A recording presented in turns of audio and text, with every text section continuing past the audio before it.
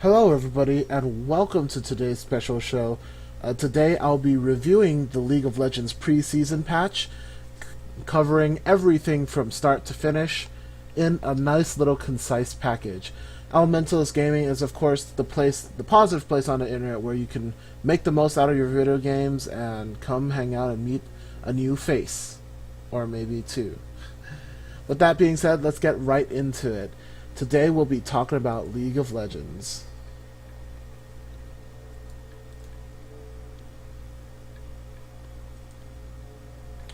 Here we are. League of Legends preseason has a lot of big changes coming around. League of Legends has a lot of changes to jungling, champions, lanes, and everything else. After I cover all the changes, I'm going to be talking about the ways that your team can get the biggest objectives and biggest advantage, and some new jungle paths and combos afterwards. The biggest changes has to be your leveling up power for each champion internally. Although all champions' leveling up value has not changed, the way you level up has. With the new formula, champions will be pretty much weaker in earlier stages of the game, and they'll even out with their old power at around level 6 to 8, which is really good because that's where you would need to engage anyway. It really mitigates early game fighting, especially at level 1, unless you have like more melee heroes. This also means that the buff towers are easier to push at the later stages of the game because they buff the towers in the new patch, and because your champions are stronger, you're able to do more damage to the towers at the later stages. The second biggest change in this season is jungle paths and objectives. Jungle paths and objectives will be vastly important for vision, map control, and there'll be a lot more chances to get into team skirmishes here and there. The reason why this is important is because when you are leveling up your new character, champion, or whatever, the jungle is heavily invested in the game now. They could make much more of an impact. So in Season 1, they're nothing more than a ward duck. In Season 2, they began to diversify, like, oh, each one of us is kind of like a solo lane. In Season 3, even though they weren't as powerful as the laning champions, they were given a lot more power.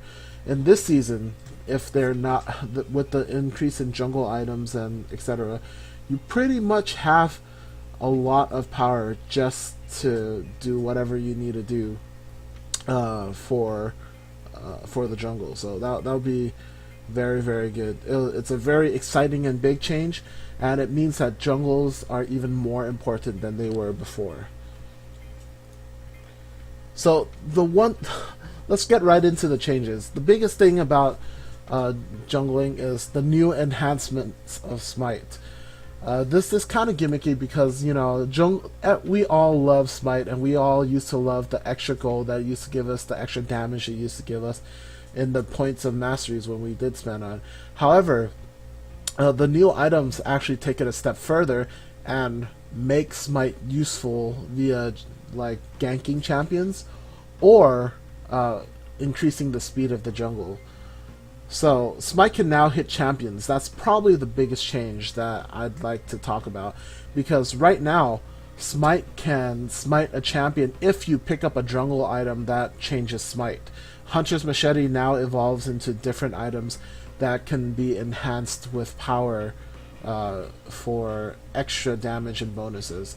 When Smites hit the champion, they do a ton of damage, especially in the earlier stages of the game where each point of damage is important. The two most notable Smite changes are, number one, the marking of the Smite. So it's the Skirmisher Smite. Basically, whoever you target and hit will receive more damage from you. That's very, very important. And the second most important Smite would be for the champions. There are only two, but the second important Smite for the champions are, it deals true damage and slows them for 50% for 2 seconds. Now, can you imagine the CC that would go into ganking a lane that has exhaust and smite? I'm pretty sure anybody who doesn't have crowd control will be like, oh, the jungle has so much power now that he can crowd control even further into the smite. So it's very, very good. True damage plus a whole bunch of skirmishing. It's just, it'll basically mean no duels for the jungle. The jungle is going to be so strong once he jumps on you. It's pretty much a game ender right there. But like I said, if he jumps on you early, not that big of a problem. If he jumps on you in mid game, probably gonna die. So you gotta watch out for that. It's more important to ward mid game now than ever, and especially with the extended laning phases, bot lane is going to be the single most important focus through the entire game, because that's where you could rack up a lot of kills and get a lot of objectives. So look out for that.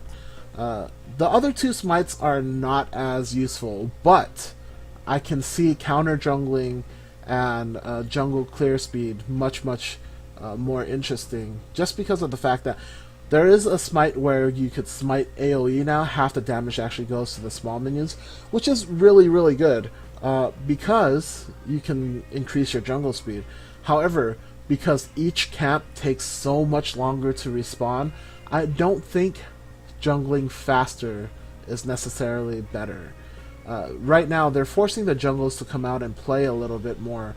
So if you pick up the smite to increase the clearing speed, so you could get all the camps. What else are you gonna do? Also, that smite doesn't affect the scuttler, the dragon, or the baron, because when smite turns into an AoE, it really doesn't matter if you smite a dragon. There's no AoE around it, so that's another thing that is kind of useless about that smite. However, that smite could be really useful towards a lot of slow junglers and turn other junglers, open up the pool of jungling. So for example, if you want a Teemo jungle, please. But it's actually doable now if you pick up the enhanced smite.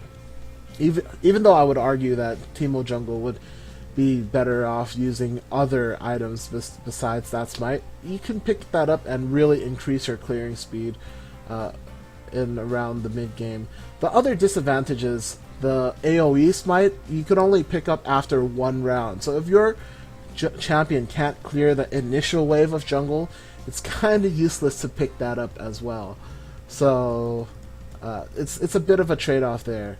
So you need champions that could potentially jungle to jungle. However, because of the increase of damage that other champions will get, you will be needing to pick up a little bit more armor and a little bit more defense to really jungle fast and effectively. Those are just kind of the new meta changes that is popping up in my mind as I talk about it. But we'll see how it really plays out soon. I myself probably am going to pick up a little bit more defensive masteries and runes while relying on the smite and anything else that to do damage, because the jungle items are just so strong now at 2200 gold that I think it's a good trade-off. Alright, with that being said, let's take a look at the next slide. Jungling monster changes. Although the monsters are stronger, Hunter's Machete is now 30 damage on hit, so it's now more important than ever to pick that up. A lot of people usually jungle with like a Doran's Blade or a Longsword before. No. Can't do that anymore. Because the monsters also deal more damage, it's imperative that you KO them faster. So that's why I feel like picking up a little bit more armor is important. And like how I was saying before, the runes and masteries are more important to jungle because you might need more defense to clear the wave faster, which also slows down the pace of the jungle just a little bit. In order for them to gank or anything, you probably are looking at, like, it slows them down for another like 10 to 15 seconds just because of how strong the monsters have gotten. Red and blue buff duration has been cut by a third about. That's a major change just because right now you don't have a buff for 2.5 or 3 minutes. It's cut down to 2 minutes, and if you have the relic quest, it only gives you about an additional 120 seconds, which is about 20. So it's only about a half minute more if you have the relic quest. Not as great. Which means that you're only able to keep the blue buff if you start at blue, or the red buff for 2 or 3 camps, because it takes roughly about a minute to finish blue after you get red. Now you usually get red at 2:15, and when you travel to blue and finish the blue, you only have 1 or 2.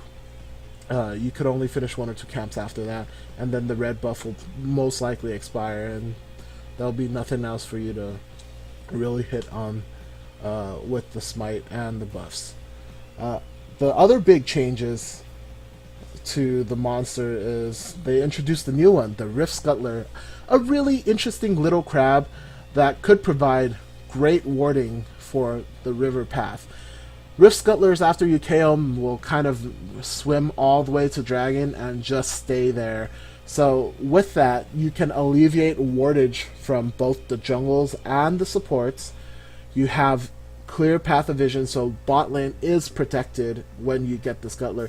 So it is really important for you to start fighting for the Scuttler around 3 or 4 minutes in, because when you have the Scuttler, you pretty much have another 1 minute free of farming. What I see happening is the supports and mid and jungle try to KO the Scuttler, while the ADC is still farming in lane, because it's important for ADCs to accumulate farm and try to get ahead now more than ever, just because of the weaker earlier stages that they have. So there are a lot of game balances and changes that goes into this new patch. The first of which is it's more important for your mid laner to roam now, because they don't have as much magic resist in the game as they used to. Before, if a mid laner does really well, someone could pick up a Negatron Cloak and pretty much half their damage early on in. With the removal of the Negatron Cloak, mid laners actually get a bigger spike in power mid game.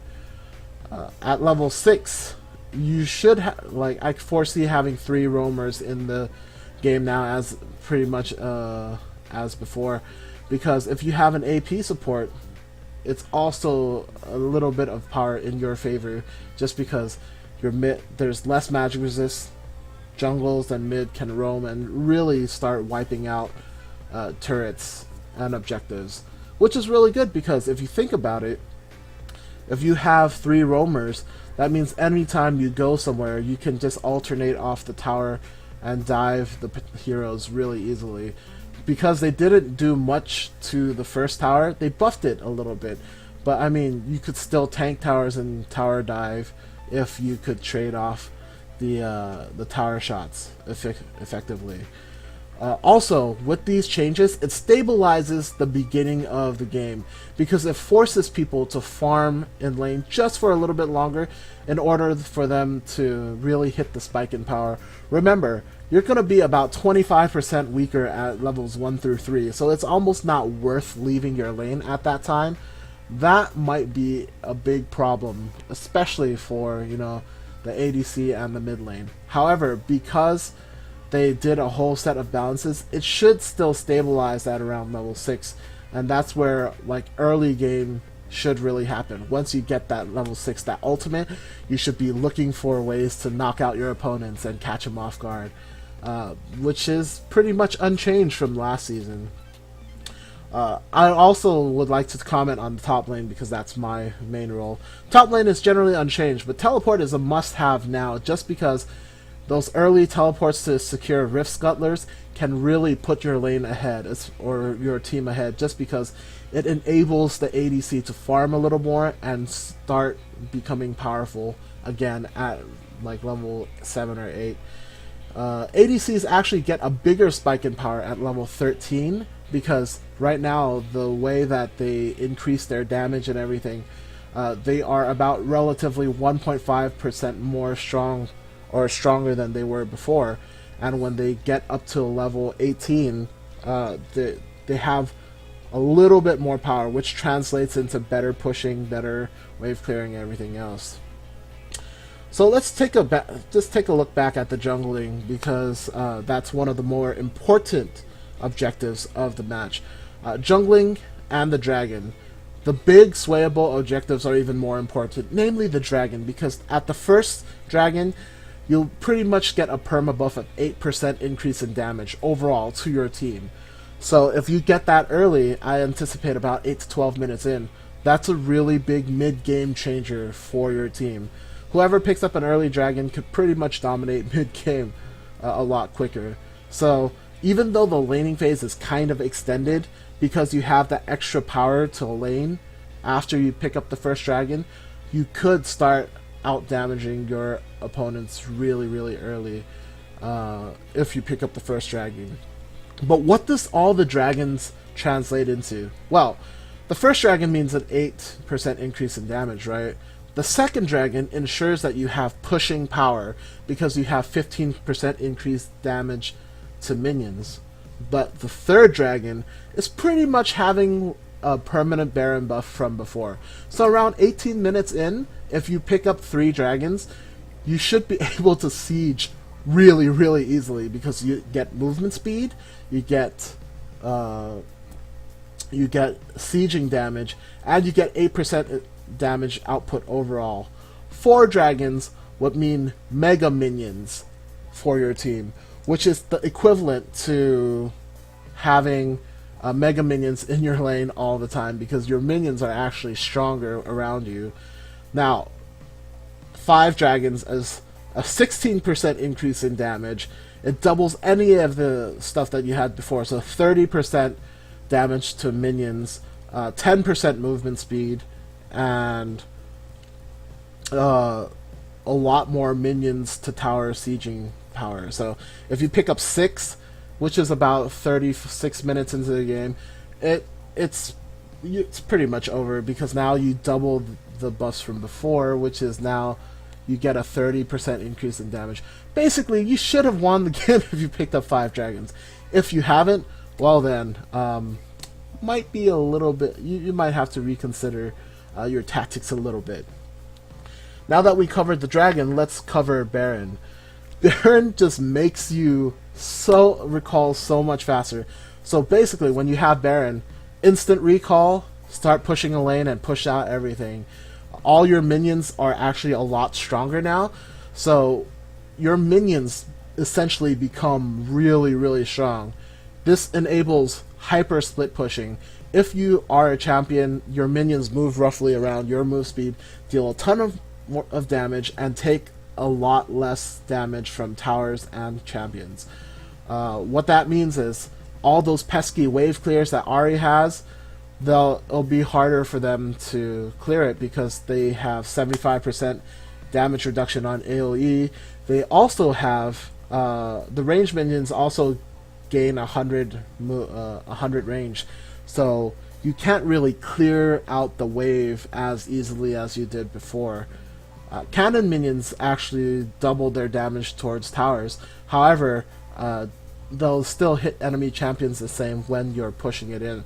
So it's more important for you to really build those waves up, and then once you get Baron, capitalize on those waves and really use it to siege in one, if not all, the towers to the Nexus. Because once you get the big wave, like for example, if you build the wave up like somewhere between your lane and your top tower, or you'll be able to like push with a gigantic monster wave, and because all 5 of you are there, those minions instantly become like mega minion status, which almost ensures that you win the game 100%.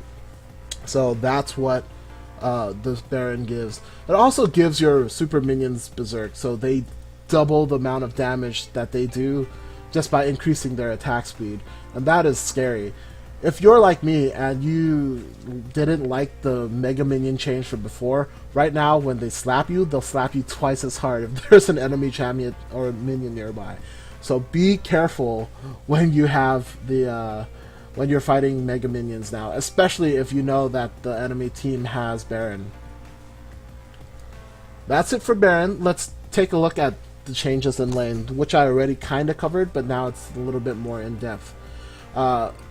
New champion power is about 25% weaker until level 6. You get the new champion power because of the leveling up. It's going to be weaker until level 6 anyway. Champions are stronger at level 18 because they have better growth spurts until then, and lane champions will be weaker and will be, like I said earlier, you'll spend more time securing the Rift Scuttler, having a lot of mini skirmishes. So the way that it plays out more often than not is ADCs will have to stay in lane to actually carry, because if you do lag out a game till late game, the ADCs will be vastly important. Whichever one has the better ADC at the end will almost pick up the game. Kind of like before, except now it has even more power. They have even more power. Also, it opens up the support to roam much more than before. Not like they weren't roaming already in, the meta for the World Championships, but now you could see more double jungling, even maybe triple jungling, because smites have been improved. And I wouldn't be surprised if supports actually pick up Smite and Targon's Brace so they could smite whenever their blue balls come up, and then give their gold to the ADC and pick up an enhanced smite just so they can smite the enemy champions to ensure that extra damage or slow or whatever else. That might be an OP combo just by thinking of it here and there. So let's talk about efficiency. Now that we kind of covered everything about the new patch, let's take a look and take it to the more efficient ways to win. The best jungle path really depends on the jungler. However, I'm seeing that if you stay in the jungle for a few more minutes, i.e. like clearing out the first camp and then picking up your smite item, you'll be able to empower your gank so much more. And you'll be able to fight the Rift Scuttler so much better. There is a couple of things that you can do as a jungle if you're bold. The conventional jungle path is quite open right now. Rift Scuttlers usually ensure lane dominance because it protects the bot lane, because that's free vision for 90 seconds.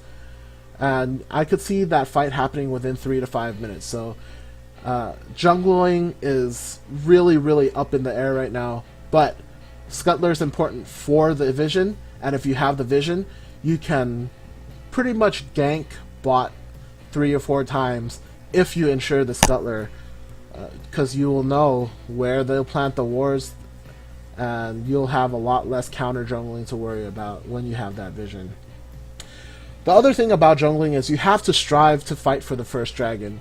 The first dragon gives you an 8% damage increase, which translates into huge damage at around level 11 to 13. Once you hit your second ult, and if you have the first dragon, oh my goodness, you can mow down towers really, really quickly. So in my hypothesis, I say the first dragon will probably predict the game most of the time, unless the other team evens it out at around 12 to 15 minutes. Because if you get the first dragon really early, i.e. 8 minutes, when it respawns at 14 minutes in, you have the advantage of picking up the second dragon because you're so much stronger already. And around 14 minutes, you should hit the level 9 to 11 mark if you've been farming efficiently. If you want to finish off the dragon, that's gonna be one of the most important lane mechanics that you can ever I don't know. The lane mechanics have shifted so much because you have to actually just leave the lane as part of your mechanic now. Know when to leave the lane to just secure the dragon. That's what I mean by getting dragon is actually should be worked into your new laning mechanics.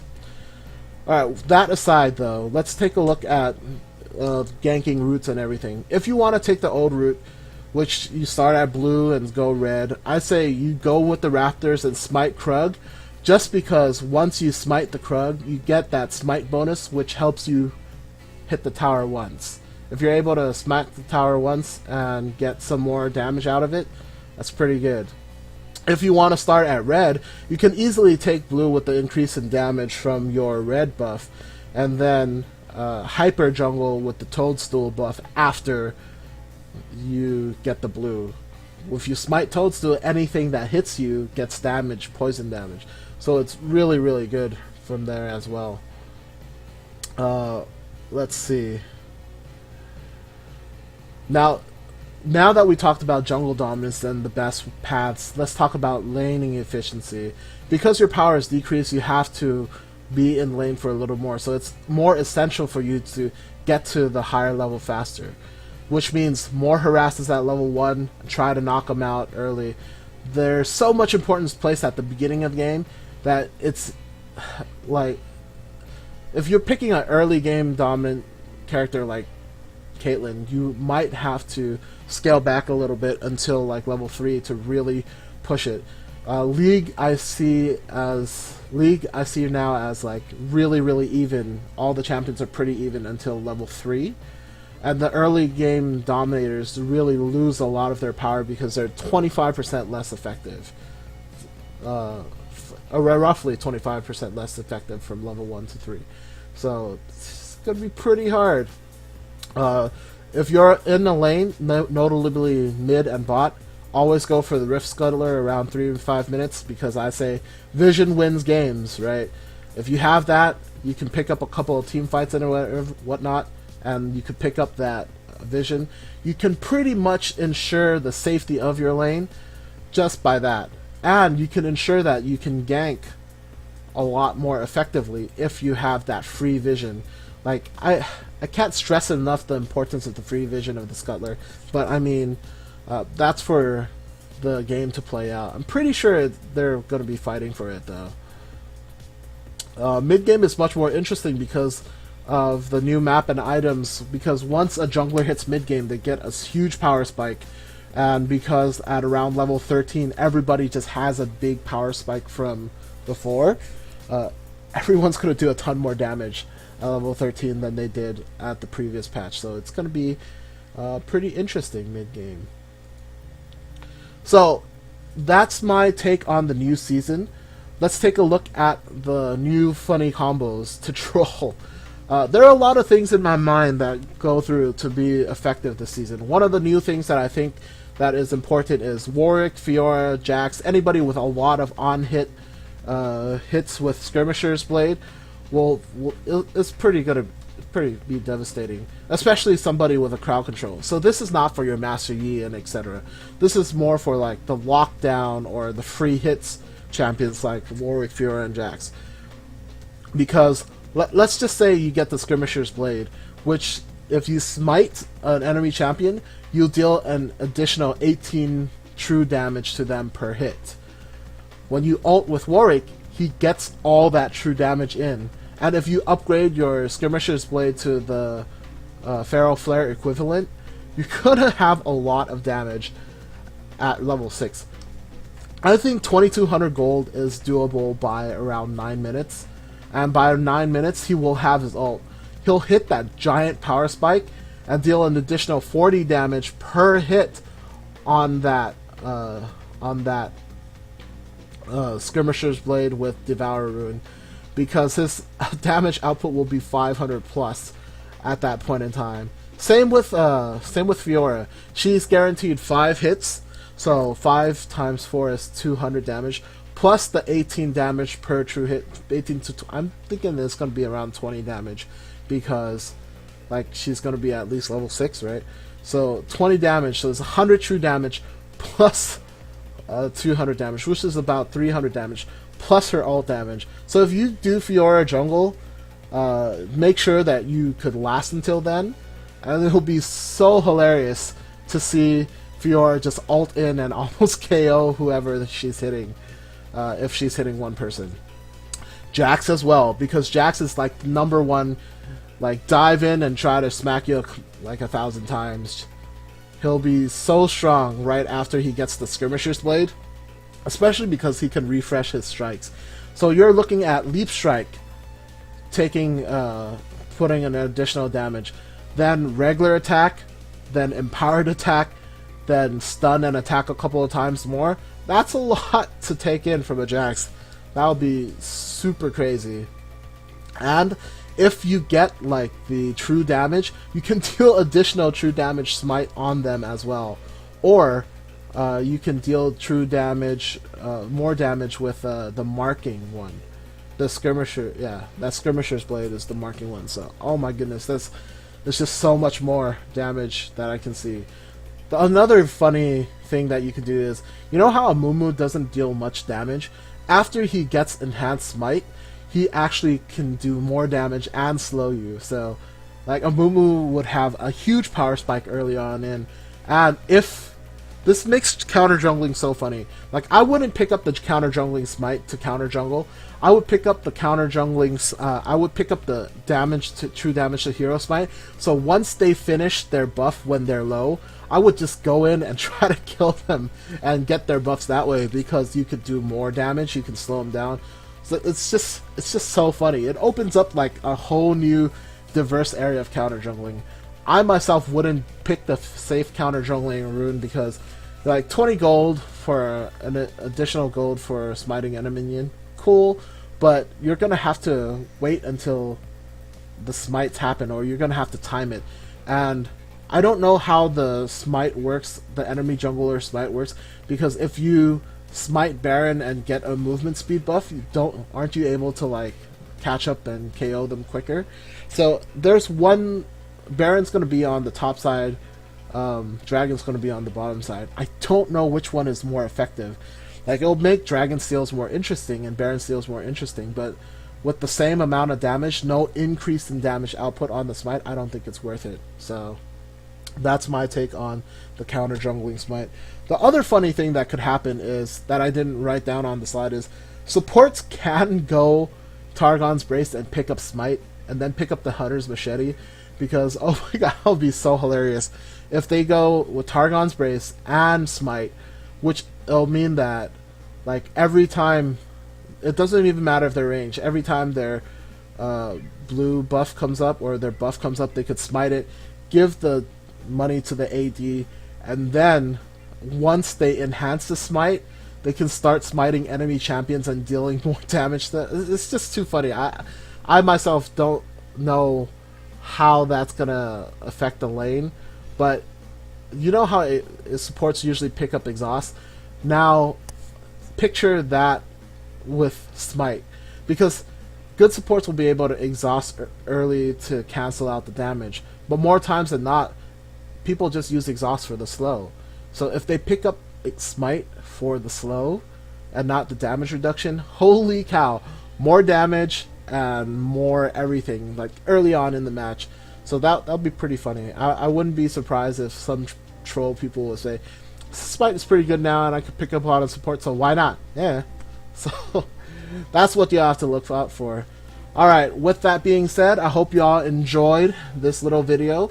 Remember, Elementalist Gaming is here to make the most out of your games and add some additional strategy, sprinkle some strategy onto the gameplay. So I hope that you enjoyed this little bit, and I hope you enjoy the video. Keep on being positive and awesome, and remember to have a little fun. I can't wait to see what you post on your games on the battlefield. I'll see you soon.